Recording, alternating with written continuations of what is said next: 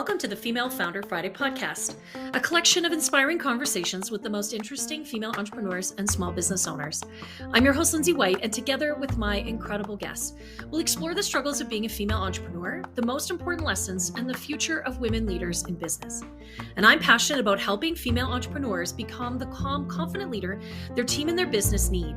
And that's why I've recently launched my 6-week mental fitness bootcamp. This amazing program will help you tackle your inner critic, tame your saboteurs, tap into your sage inner voice, and increase your positive intelligence. With a combination of daily practice in the custom app, a weekly focus to increase your awareness, and regular group coaching sessions led by me, you'll build the mental muscles you need to quickly overcome the changes and challenges you're facing right now. If you're ready to transform your leadership and your life, connect with me today to learn more at highvoltageleadership.ca/positive intelligence. On today's podcast, I am totally name twinning with my guest, Lindsay Dent. Lindsay's a bit of an accidental entrepreneur just like me, but after spending 11 years in the marketing world, she felt super drained of her creativity and she knew that she needed something different. Now, through her marketing agency called the Pink Crown Creative, which I love, she supports female innovators and creators in their journey and really helps fuel their passion. Lindsay knows what it's like to feel the pressure as a business owner to take on any work that comes your way. And today we're going to talk about how she's pivoted and learned to say no so that she can feel really joyful and fulfilled in her work. I know you're going to love this conversation. Hey, welcome to another great episode of the Female Founder Friday podcast. I have with me today another Lindsay, which always means it's a special day for me. I've got Lindsay Dent here with me today as a guest, and I am so excited to dig in on her journey and what she's up to and all of the cool stuff. So, Linz, welcome. Thanks for being here. Absolutely love having you. Thanks so much, Lindsay. And I agree. It's always a wonderful day when there's a few Lindsays around. Yes, totally. Totally. So, tell us about your journey to becoming a female founder, because I know there's a cool story here. Yeah, absolutely. So I started my business about 4.5 years ago. And it came from me originally I created an Instagram account and I was sharing creative ideas. I was sharing inspirational quotes. I started a blog where I was sharing some things that I had dealt with in the marketing world, in the business world. A lot of it was just like an online kind of diary of things of inspiration and struggles that I was going through. I come from a marketing background, so I have over 11 years of marketing experience. And at the time that I started my business, I was working for a company where I just did not feel valued.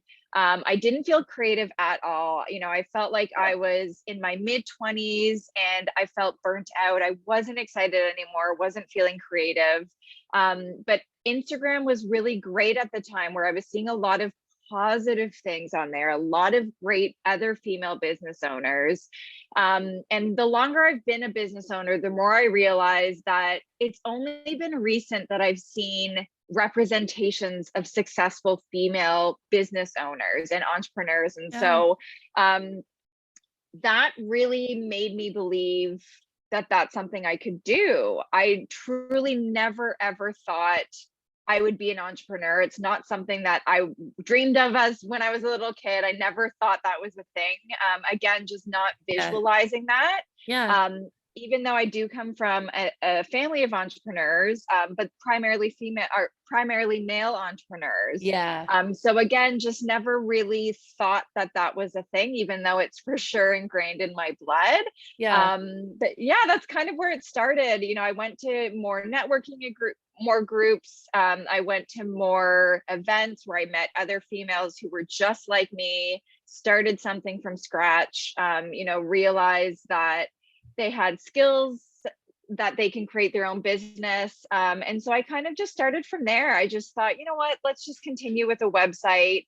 I'll start maybe contracting my services and just kind of going from there. I love that. And now tell us where you're at today. Sure. Yeah. So today is super different from what I again started out as. My business, Pink Crown Creative, originally started as a marketing agency Right. where I helped entrepreneurs and small business owners with social media, website design, a lot of very hands-on project-based things. Right. But since the pandemic happened, a lot of things changed for me. And I started to realize I don't like doing any of those things at all. I do to a certain extent, but I just was not, again, I wasn't feeling that passion anymore. I wasn't Right. excited about what I do. And when you're your own boss, you should control that. You should have the Yeah. ability to control the clients you're having, the Yeah. type of work you're saying yes to, and the type of business you want to have. So it took a few mental breakdowns in the pandemic and a Yeah. few really tough conversations with myself, my husband, my friends, family, to really just see, what are the things that actually make me happy about my business? What are the things I actually want to do? Yeah. So early last year, I met with a business coach and we Mhm. really broke everything down. She Yeah. really asked me those tough, uncomfortable questions. And then I did a little bit of a relaunch this summer. So now my business looks like I support women in general, and I Mhm. support any type of, I call them creative. So I say that I have a creative agency that supports a creative community. And Mm. so a lot of my business now surrounds high level consulting. So, helping anyone who's interested in learning more about marketing or business strategy. I also have my own podcast where I interview women in the workplace. So, again, any type of woman, it doesn't have to be an entrepreneur or a business owner. It's just women who are kicking butt in any type of industry. And then I also have a little bit of a teaching portion as well. So, I teach at a university now, and then I'm able to be hired for teaching. So I kind of brought along three of my favorite things about my business. The first thing Yeah. was sharing my knowledge and resources. The second thing was, having that mentorship and teaching piece. And the third thing was like really spreading that inspiration and that motivation to other women who are looking for community, looking for support, looking for mentorship. Wow. That is, I love the way you just articulated those three things. And that is really a powerful foundation to build and move forward in your business. But I love how you tied this back to I wasn't feeling joyful. I wasn't feeling passionate or creative or connected or any of those things, because that is what I talk a lot about in the work that I do with female entrepreneurs and business owners, is that of course it has to be personal. Of, Yes, yes. of course it has to be about us. Of course it has to be foundationally grounded in what we value and what our purpose and is, because if that isn't what we're doing in our businesses every day, what the hell are we doing? Yeah, Like, I why are completely agree. it's just, but isn't it interesting how, or very organically, without any, I mean, it's not like it's on purpose, we're trying to screw ourselves up, but we just get a little further away from that than I think we ever intend. So isn't that interesting, Lindsay? Yep. And it took a pandemic for you to, like, how long do you think you would have gone on in that direction if it wasn't for global pandemic, full world shutdown, mass hysteria? Like, do you think you would have gone on like that for a while longer? I think so. I mean, I was floating, but like half sinking, half floating, I would say. Yeah. And yeah, just I was getting by. I mean, I was doing a little bit of everything. I was super burnt out. I was happy, but also frustrated because I was not saying no ever. I was taking on any type of client, Anything and everything. Yeah. any type of anything and everything. And that's where a lot of hard lessons came in, where, learning who are the actual people you want to work with. And yes, even in the pandemic, even though I was making no money, being brave enough to say no because it will not be the right fit, even though it is money in front of you. There's many times I wish I just had the courage to say no, as opposed to putting myself through really, really negative experiences. Yeah. I'm reading a book right now, and that is one of the main premises of this book is that if you really don't understand, not only the work you do that gives you fulfillment, but the people you want to work with that really make you the most happy, if you don't consciously choose those things, you aren't actually serving anyone very well. Most importantly, yourself. But realistically, you're probably not doing the best work with a client that you aren't, really fully engaged with, as well as the work that you're fully engaged. Like, you kind of got to have both. But the truth is, you're likely not serving them very well. Yes? Yeah. Oh, absolutely. Absolutely. I mean, Yeah. taking on projects that you don't feel excited about, that's just going to kind of trickle out into what you're putting out there. Right? Because the work you produce won't be exciting and compelling, and especially as a creative. But I can say also as a coach and consultant, if I'm working with a client in a coaching relationship that I'm not fully present and fully connected to in a deep and meaningful way, am I serving them really well? And the straight up answer is no. Right. Right. Yep. So I love that. Okay. So always my next question is, where have you made mistakes or screwed it up? But it sounds, and what's the learning? It sounds like you had such a beautiful learning through this process. But is there something else that you would, you think of as a miss in maybe, or an opportunity for learning, maybe is a better way to put it? What would you say? I think the opportunity for learning would have been being very patient and kind with myself when the pandemic did happen, because I felt a lot of pressure to be this huge creative, I don't even know what the word is, but this thing that is giving to my clients and giving to my community when I had nothing to give. I had so much pressure on myself. I kept going to online networking events. I kept engaging with other entrepreneurs who were thriving. And I really should have removed myself from those scenarios sooner. And I should have been okay with the silence and been okay with the reflection. Because then with the reflection, again, it made me really realize I don't feel creative anymore. I'm not excited about my business. These are the things that I need to be doing to actually be making money and feeling successful.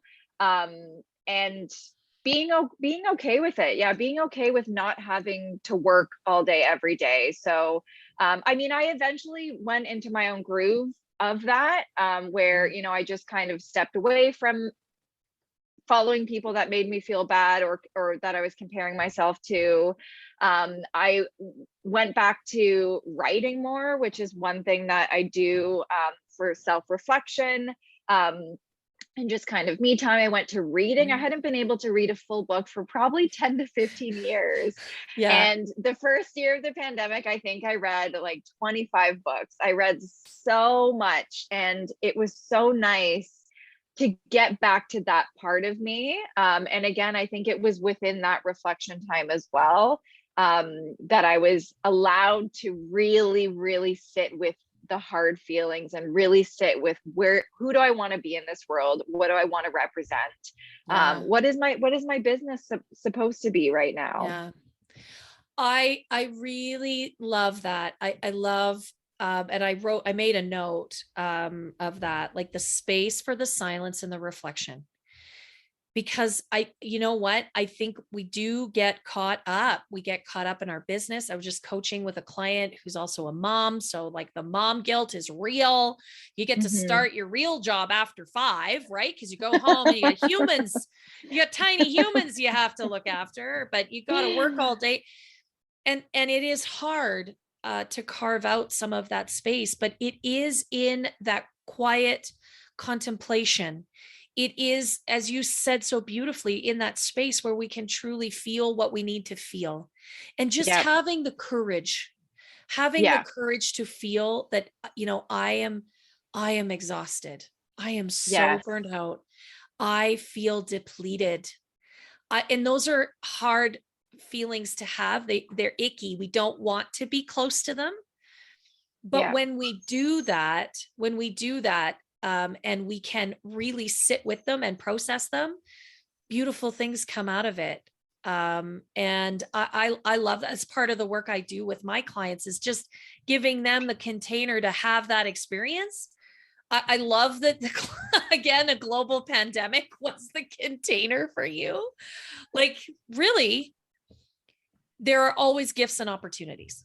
There's Yeah. always gifts and opportunities in every situation. I love that you found such a beautiful gift, Linz. That's gorgeous. That's just amazing. And what a great lesson to offer to everybody that's listening.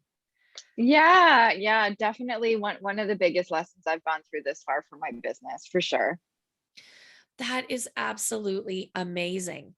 What else? I mean, there are a lot of entrepreneurs going through transitions in their businesses right now. Lots of pivots. What else would you offer? I mean, this was a big pivot for you. Is there other things that you learned that you would, offer to someone else who's in that moment?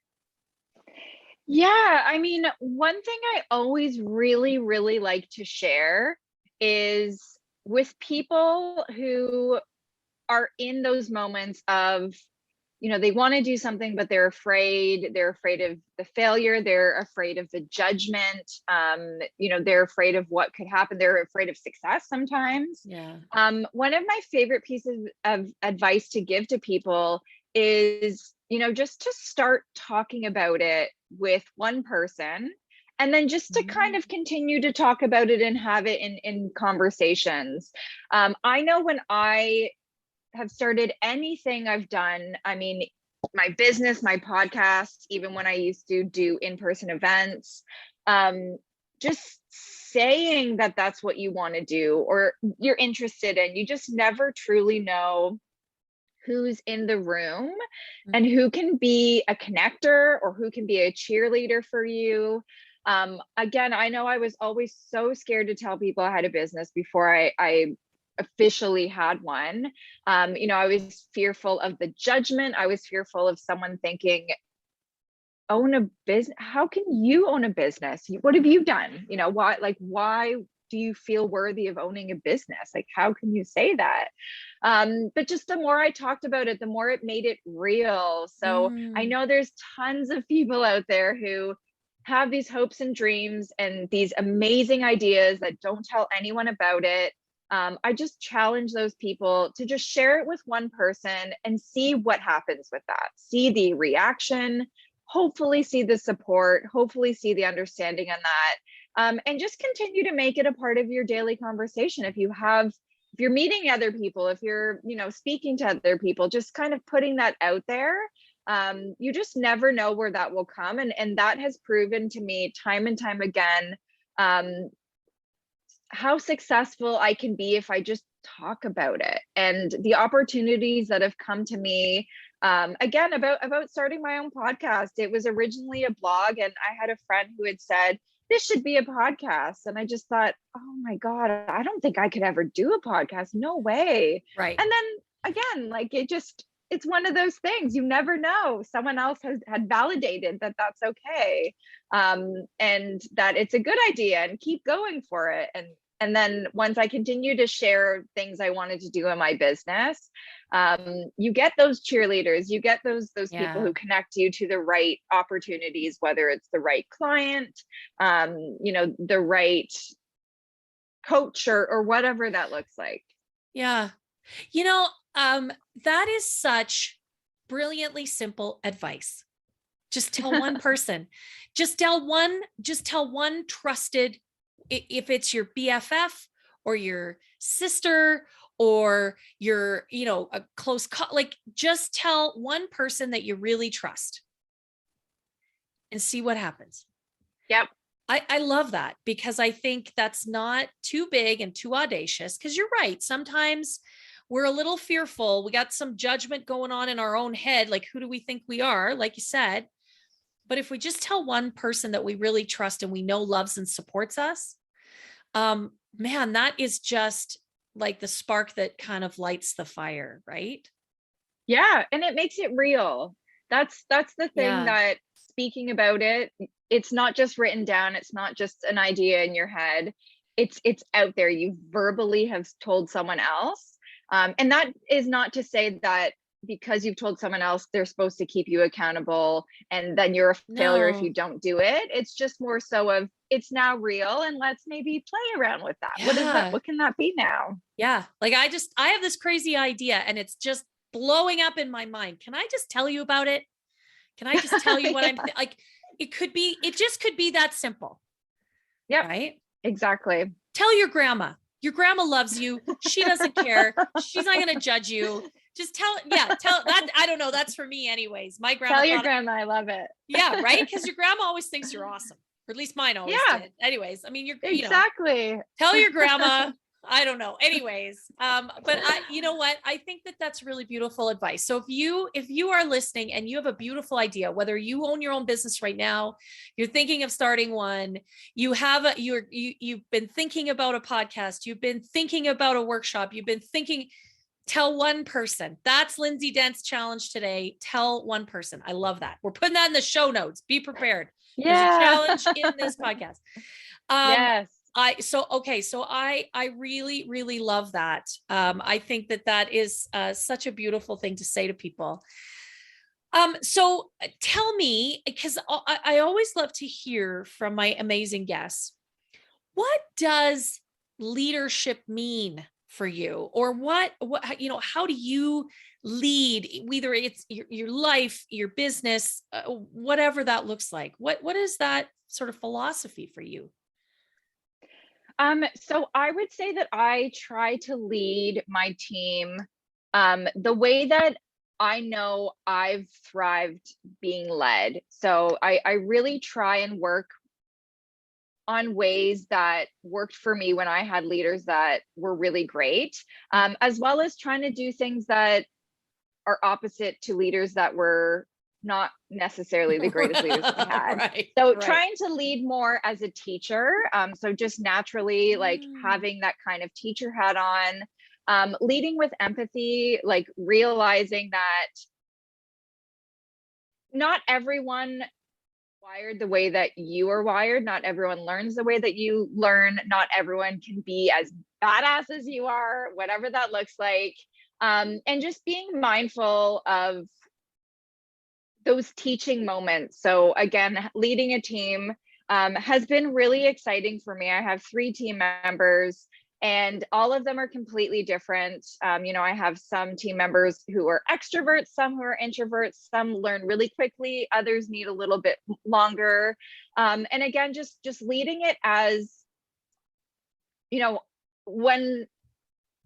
when you don't know something, like how can you, I'm trying to think of how I'm supposed to say this, but yeah, more leading it with empathy, I guess, instead Yeah. of like being frustrated. I always just try and take the lessons that I've learned through Yeah. leaders that I looked up to. And that means like having an open door policy. That means being vulnerable with my team. There's not much that I don't share with my team. In the pandemic is when I actually created my team. And so there were a lot of hard moments that I was able to share with them about mental health issues I was going through and Mm. struggles financially and clients I was working with. I mean, the traditional workplace setting that might not seem like a thing that a leader or a boss should be doing. But I found that it was a great way to really, really just humanize myself. Yes, I might be their leader, but I'm not this big scary thing that's better Yeah. than them. Like I'm a little bit more experienced than they are, but I can see myself in all of my team members. I can see myself when I was their age. I can see Mm. myself when I had internships or first jobs. And I know how I would have reacted if I had a leader that was that transparent and vulnerable with me. So that's usually what I like to do with my own team. I love that you highlight that, because I do believe this is another beautiful gift that's come out of the pandemic, and a wonderful opportunity is that I think people are looking for and understand better the type of leadership that you are talking about. Real human connected leadership. Some Yeah. people call it servant leadership. I'm not a huge fan of that term. I don't think it's like it, that to me is, I don't know, there's something uncomfortable about that. But it's real human leadership. And I think the days of command and control, the days where you're scared of your boss, or Yes. they are on some pedestal or require some level of reverence, is gone. I think that's over. I Yeah. think, all of us are on a journey. I think we've all come to recognize we're in the same storm, not on the same boat, Yep. but we're all on a journey, and leadership is 100% a journey, not a destination. And Yes, being absolutely. empathetic and vulnerable does not make you a pussycat. It doesn't mean Yeah. you let your team walk all over you. You Yep. still have to be courageous and diligent and visionary, forward focused, results driven. Like, all of those things still exist, but in a context of, we will get better results faster if I am connected to my team, if I am empathetic to the way they learn and they process and they need to work. We will get those results way faster than if I just whip the donkey, right? Oh yeah, absolutely. And I've found, because I've been that way, they've been open with me back, and they've also been able to continue to work with me because maybe they've been struggling, but I've been able to be understanding.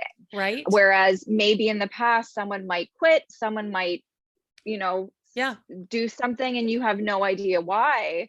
But having that open conversation allows for that growth, allows for that learning, Yeah. and allows for that trust as well. Yeah. I do believe that.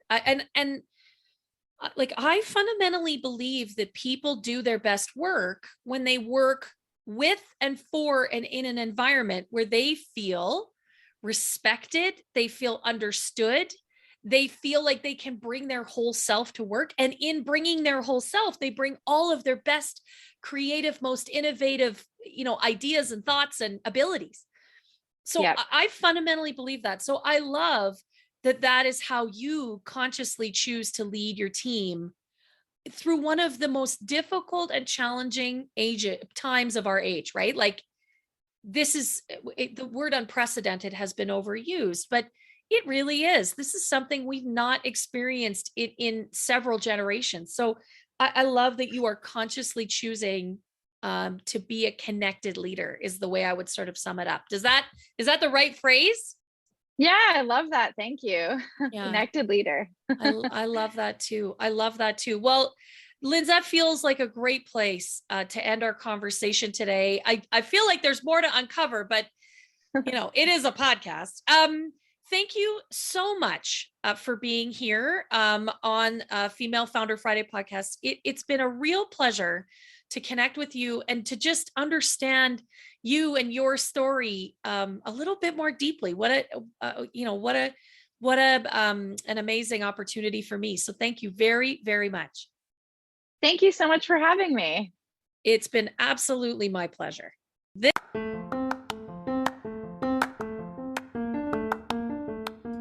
To everyone tuning in today, thanks for being a part of the Female Founder Friday podcast. I really loved Lindsay's belief that we do need to find the space for silence and reflection so that we can really fuel our creative juices in our business. I just couldn't agree more. And you can find out more about Lindsay and what she does at the Pink Crown Creative on her website, which is, of course, pinkcrowncreative.com. And you can find out more about me on Instagram, and my handle there is @HighVoltLeadership. Now, the Female Founder Friday podcast really has an audacious goal to impact 1,000 listeners. And it would mean the world to me if you left this episode a 5-star review and shared it with all of your friends. Let's engage 1,000 female entrepreneurs and really amplify the message. Thanks so much again for being a part of the show, and don't forget to connect with me at highvoltageleadership.ca.